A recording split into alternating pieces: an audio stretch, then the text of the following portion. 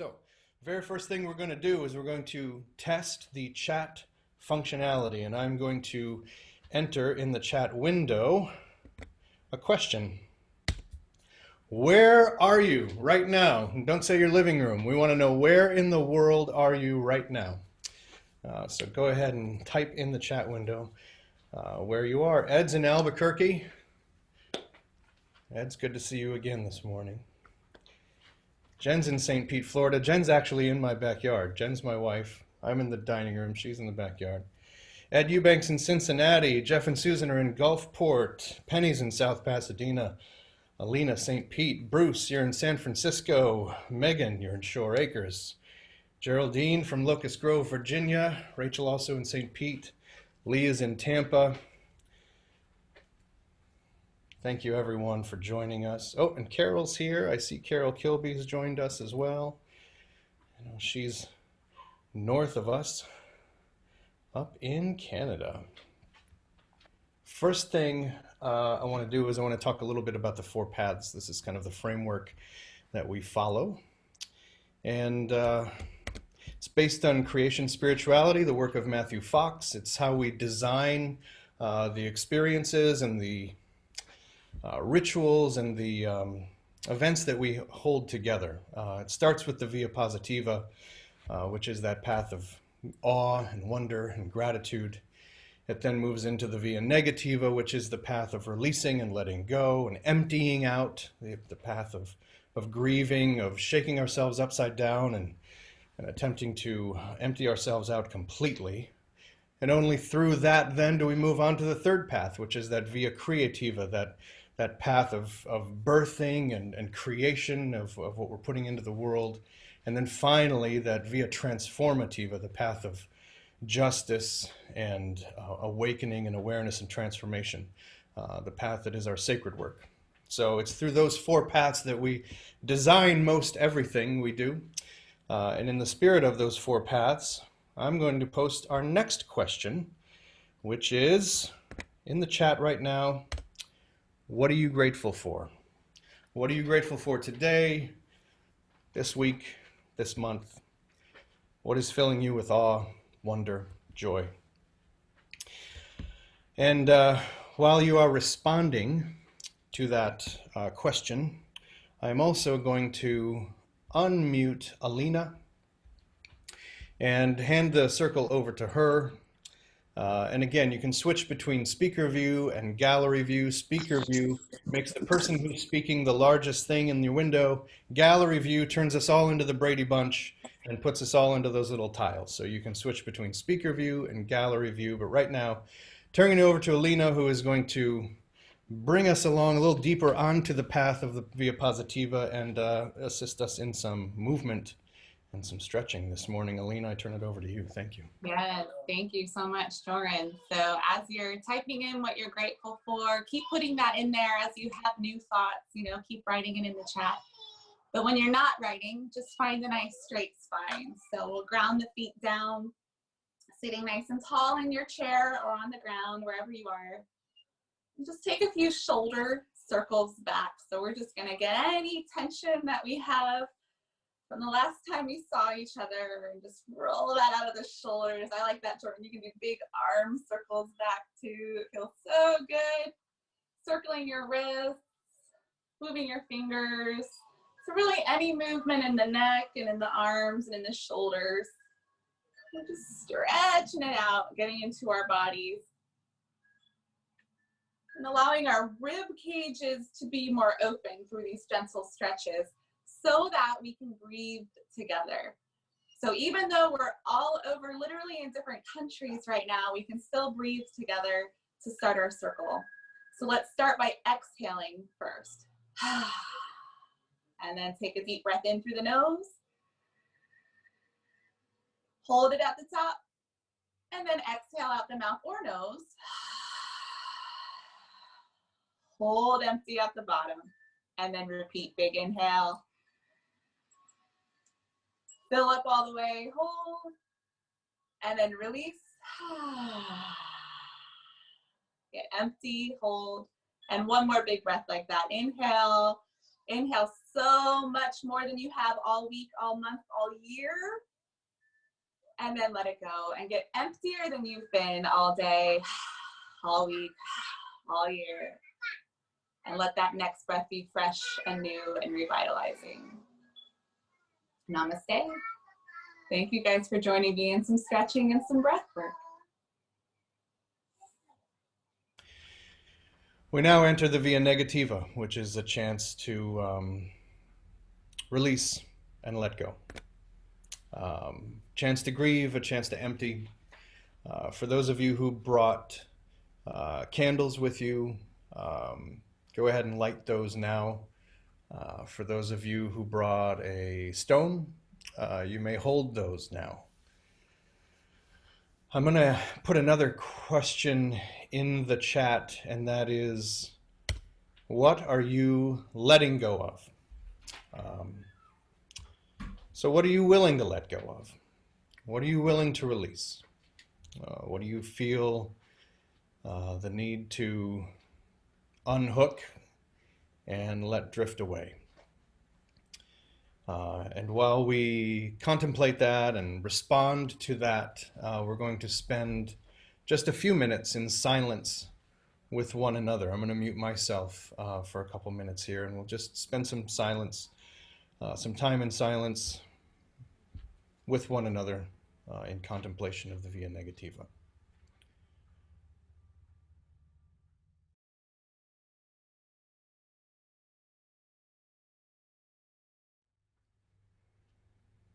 And coming slowly out of that silence, returning, bringing your full self, your presence back to the circle, back to one another. Acknowledging the opening and the emptying and the releasing that each other has done. Some of us releasing fear. Many of us, I see this morning, releasing fear, releasing control, releasing narrow-mindedness or insecurity, resistance and hopelessness and expectation, releasing the old ways, releasing everything but love.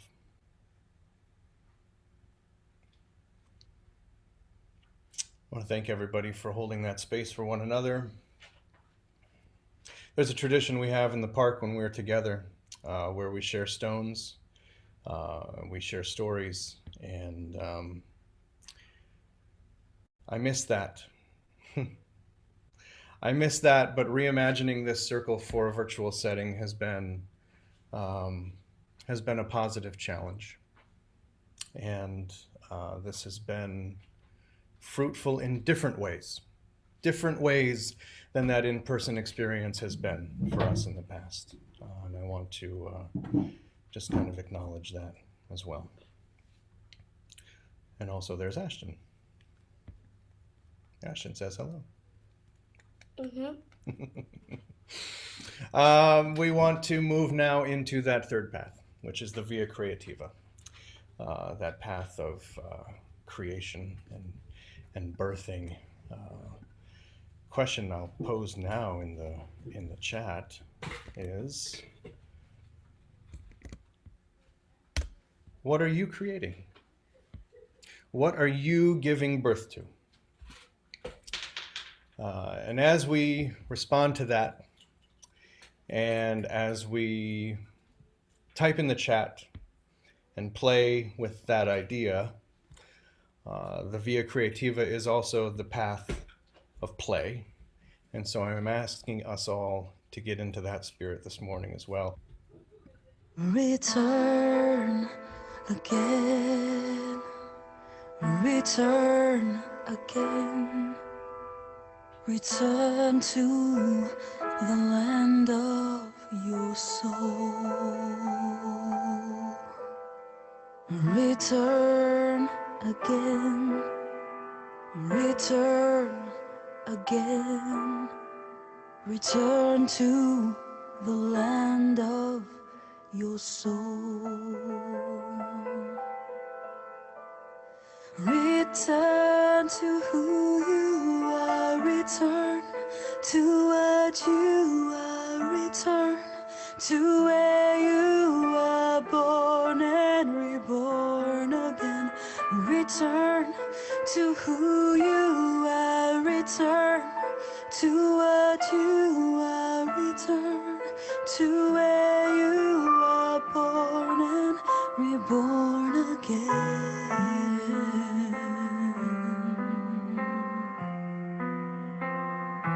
Reborn again.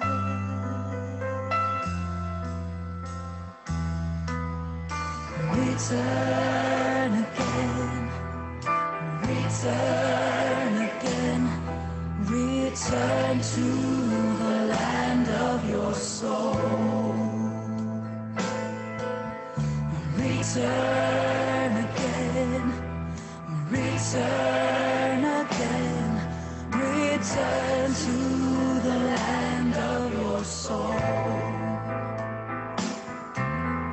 Return to who you are. Return to what you are. Return to where you are born and reborn again. Return to who you are. Return to what you are. Return to where you are born and reborn again.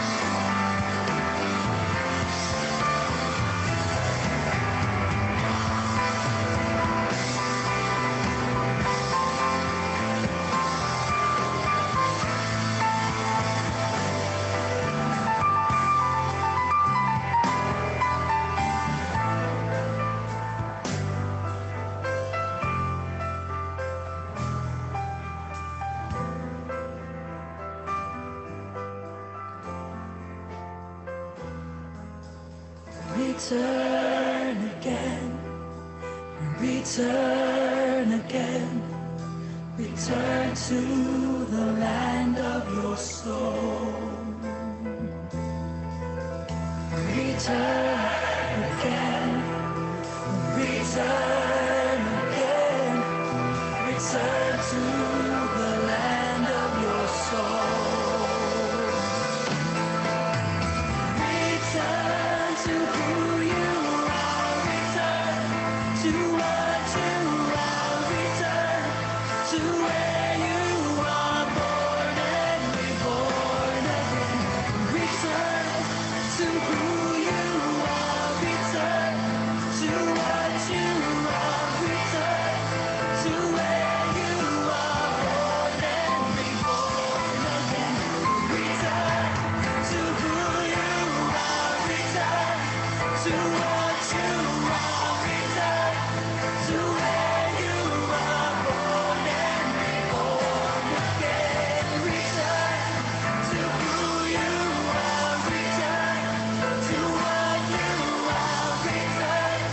to where you are born and reborn again.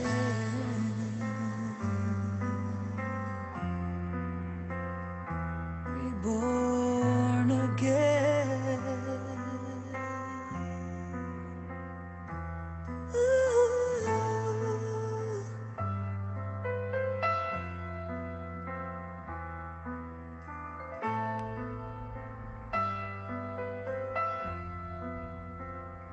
Ooh.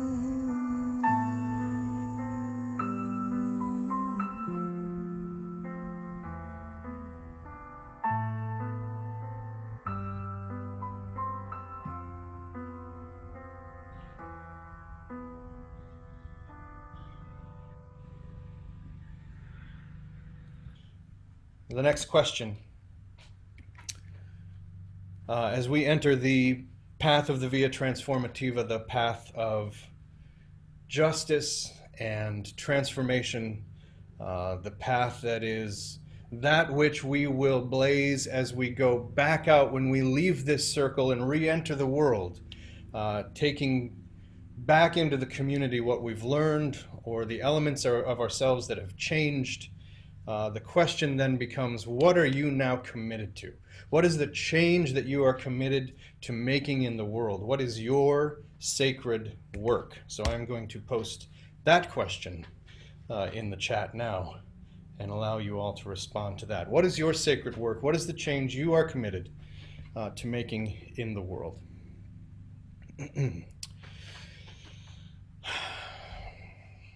And as you all are contemplating that question, responding to that question, I am feeling this kind of, I don't know, feeling this kind of Zoom fatigue this week, because I've been on Zoom so much and so often this week for work, and feeling like my eyes are tired. I've been using my eyes in a different way. I've been trying to connect to others in a different way. And I've found I am standing and working in a different way. I've had to put a standing desk here at my dining table because sitting at these dining chairs, which are not comfortable office chairs, was ruining my butt and my back and my feet and the whole thing. You know, it was just like, it was not conducive to what I needed to be doing. And so I created a standing desk here at in the dining room at the table. And a funny thing happened this week. As I was standing here, as I mentioned, we've been in quarantine, self-quarantine for just over 4 weeks now. It's been a month now that we are here at home. It feels like we're in a space station. It feels like my wife and 2 children were kind of on top of each other. We go out for a daily walk. You know, we have meals around the table, but and we do exercise, but it does feel like we are very confined in a container here together, and it's begun to change my mind a little bit, change my thinking, and I think not in all positive ways. I was standing here at the dining table the other day, working, was on a call with coworkers, and I heard a sound from the backyard. My dining room opens up into my kitchen. There's a window in the kitchen that then opens up into the sunroom.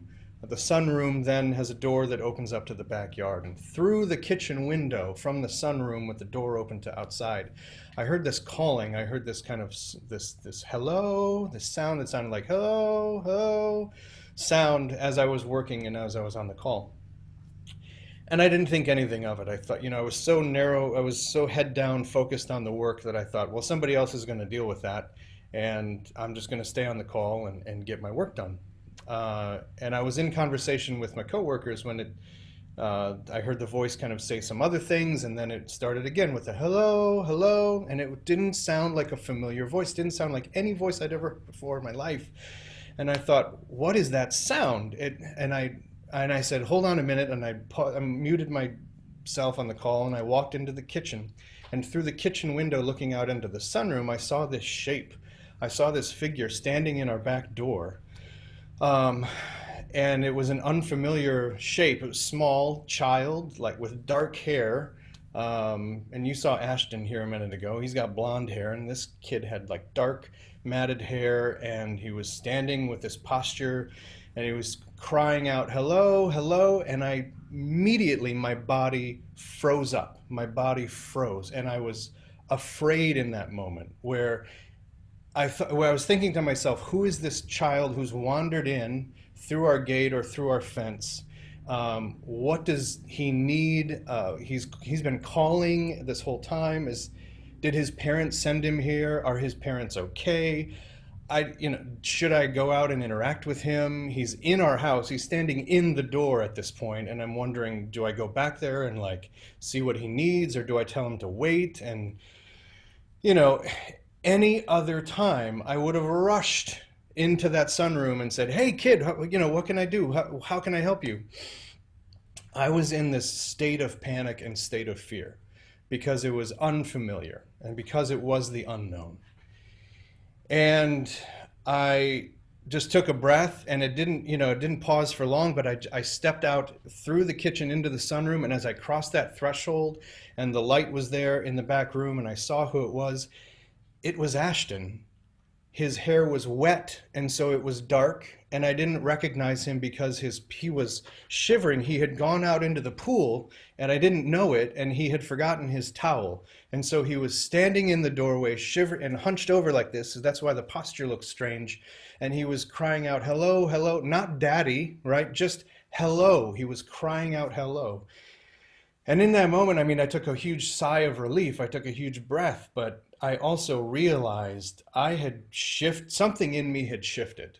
It had only taken 3 weeks for me to shift into this state of fear, into this state of what has crossed the threshold into my home and my property, and considering my ability to protect my family and myself from this disease. It all kind of came rushing in this instant. And so what I'm wanting to release today is that fear that it just is built up. It's like this resin that just kind of is knocking around inside me. And I want to be able to rush to the aid of a strange boy again, in my backyard, and not be scared of what might happen. That's what I want to do. And I think that this time, not only today, not only because it's Easter, not only this day, but this season is a season of letting go of that fear in many different ways, right? I think we talk a lot about death, and that's kind of what we've done as in the previous season as we've gone into the via negativa that is the winter solstice, and moving into the darkness and the void and the silence and the stillness as Father Sun has kind of succumbed down to Mother Earth and been swallowed up by her. And now we're moving into spring, and we're celebrating his return. We're celebrating the warming of the planet again, and the emergence and birth of new life all around the globe, and at least in our hemisphere. And so we're celebrating Persephone's return from the underworld and the greening of our land and all of that. We're celebrating in this time and in this season. At the same time, we're celebrating that overcoming of that fear of death, right? That fear of what if, right? Because death is an inevitability for all of us. And I think that the journey from the death, that screaming pain and suffering, that we might look and see in moments like the crucifixion, through that into the rebirth and the renewal and the being reshaped. That is that journey back to the surface from the underworld. That is that resurrection moment that we celebrate today. And I want to encourage us all to celebrate all season, over the coming months. And I think that leads to, or at least mythically leads to, a sense of immortality, right? That sense of mythic immortality, not that sense of empirical bloodline, or that we will live on, not that sense of royal lineage, not that sense of of law or truth in the world, but the sense of we are moving away from this kind of, as Matthew Fox said this morning in his bulletin, this is compulsive militarism and the consumerism and the pyramid building of enshrining our elders and our ancestors and the hunting of fame and the gathering of power, moving away from that, what he calls necrophilia, that worship and love of death and suffering, but more toward biophilia, the love of life, the love of creation. And that is what I want to celebrate this season.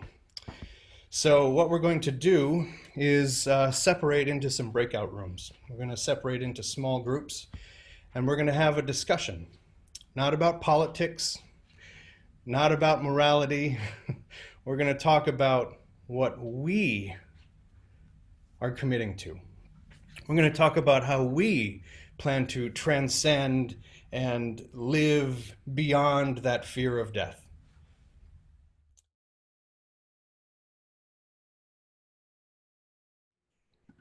Okay, with the exception of, let's see where our groups were. I'm just going to call on people.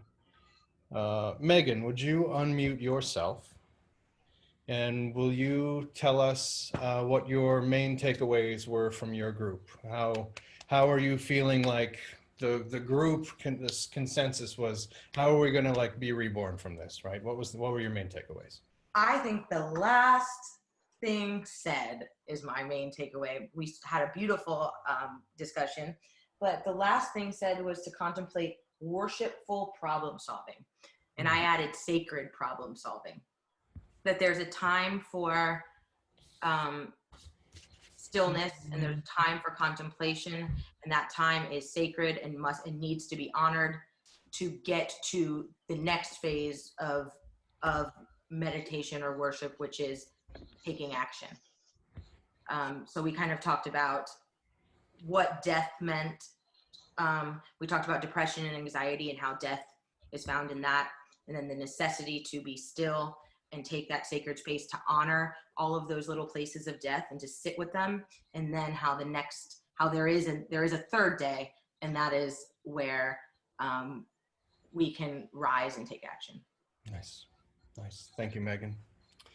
Rachel, can I go to you? Can you tell us what your takeaways were? We talked about a lot. We ended it with Easter beavers versus Easter bunnies, so that was interesting. But we talked about this attention to health and different degrees of that, and whether it's spiritual health, physical health, mental health. Everything's kind of being put under the microscope right now, and what we are choosing to focus on because we have the time to do so, and being more selective moving forward with where we're putting our energy and our effort, and also what we're getting involved in outside of ourselves and how we are going to be interacting with the world outside. Reaching out to politicians as an example, to affect change, or coming out of this and being more aware of where we're perhaps spending our money or our time, or we talked about a lot. So those were the biggest takeaways. Thank you, Rachel. Thank you. I want to call on Edward Burge. Can you give us the takeaways from your group? Okay. I think for me, the main takeaway was, how are we going to come out as a society on the other end of this pandemic? I noted that, curiously, even though Bernie Sanders has dropped out of the presidential race, the pandemic is causing our current Republican government to actually institute some socialist policies, like giving people money and not allowing searching for the words, giving them benefits, paying for their health care when they get, if they get this virus. You know, many companies are saying, well, you don't have to worry about your health insurance, we're going to pay for it, which is kind of a Medicare for all idea that everyone was so afraid of, and now we have something like that. So the hope is that we come out of this on the other side and we have a more so-called democratic socialist society where we take care of each other as opposed to competing with each other and stepping all over each other. Thank you, Edward. I put, yeah, moving to a broader care for each other. Kirsten, can I call on you? Oh, you knew it. You knew I was calling on you. What did you, what were the big takeaways from your group?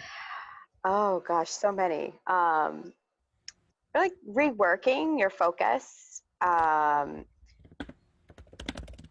connection to family and friends has become more and more important, and going inward. Oh goodness. Rebirthing of projects that were put on the back burner or were considered not at their time, you know. But a lot of ours had to do with connection and how to connect, and coming out of this as with different mindsets and different ways of seeing things, and refocusing our energy, and where do we focus our energy after this. Awesome. Thank you. Thank you.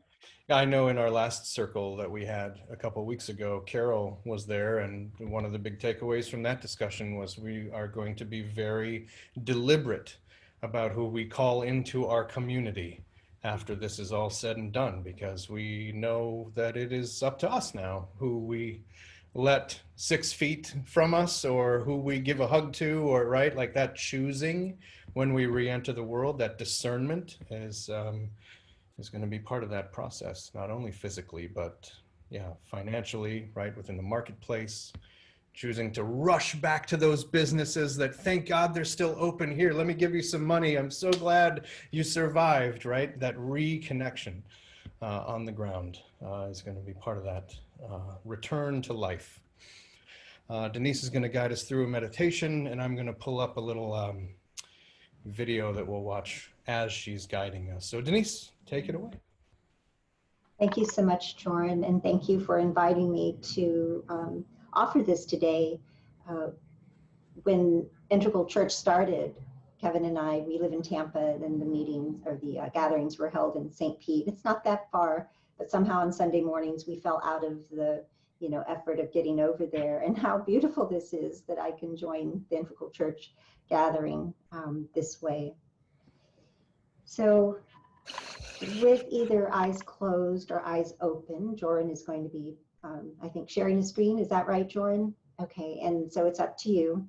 I do want to just mention, so that I can relax better, we live on a very busy highway. We're planted in front of cars coming and going. It doesn't look like a lot of at-home shut-ins right now.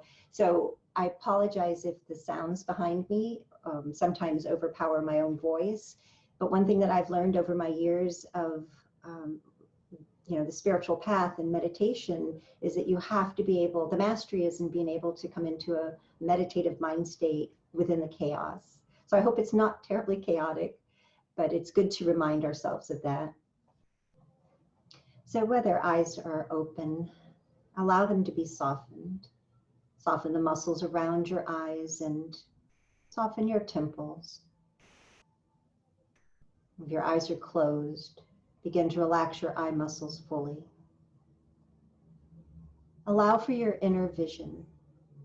Feel, see, begin to hear, draw all of your sensory awareness to the inside. And notice how you're sitting, that it supports you well. Your body becomes quieter, sending fewer signals of action. And this allows you to come more into this quiet mind state. Allow your body to release to the support below you and to gravity. And then gradually, your mind will also begin to surrender to following the rhythm of your breath at first. Notice your belly and your ribcage moving as you breathe. It's a natural movement. You simply become the observer with no more effort than you might use to observe the clouds moving in the sky. Even more subtle is shifting your awareness to your breath as it moves through your throat. It has been all along, but now that's your focus. And then even more subtle is to notice your breath as it passes through your nostrils. And as you follow your breath, your mind becomes quiet and nerves calm. With your body surrendered and your mind surrendered to this time and this space, what's left to experience is your spirit, your causal body, that which caused you to come into this body and to have this mind. Inhalations and exhalations coming and going. And if your mind is more active today, easily distracted, give it more to fix upon, a stronger anchor. It could be a mantra, words or a phrase, perhaps a mantra you've been given, or one that you choose at this time. It could be a positive affirmation. And repeat that to yourself. What do you most desire in this moment? And let that be your mantra.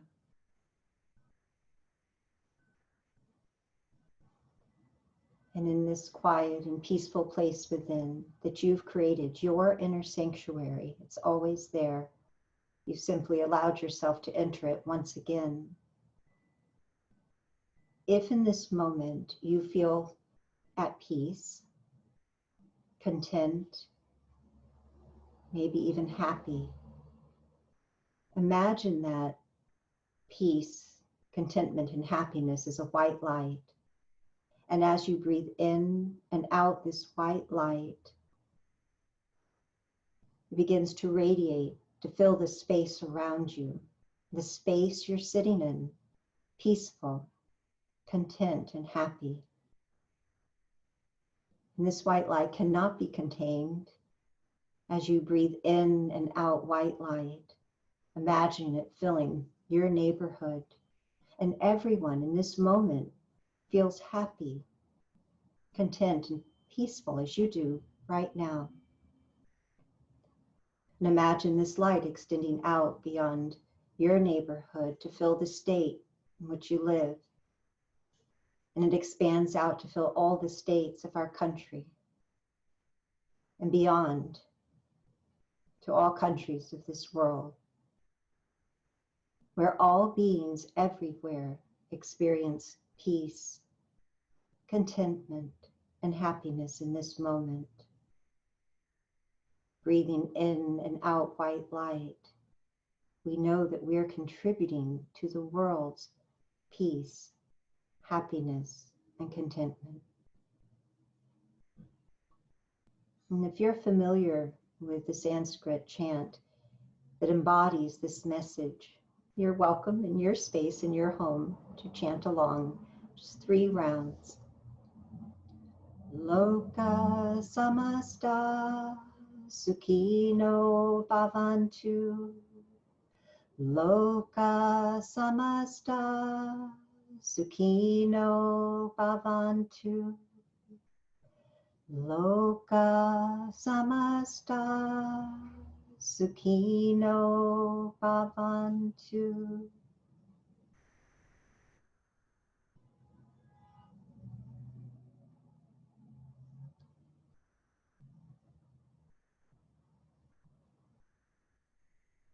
Very slowly, begin to notice breath as it moves through your nostrils. It has been all along. breath as it passes through your throat. And even more tangible, your rib cage and belly moving as you breathe. You're inviting your mind, you're engaging it more at this time. Very slowly begin to move your fingers and toes, engaging your body, connecting your beautiful spirit with your brilliant mind in this strong body. You can move forward now with your day, knowing that you are one with all there is. May the longtime sun shine upon you, all love surround you, and the clear light within you guide your way home. Namaste. Namaste. Thank you, Denise. Thank you, Jordan, and thank you, everyone.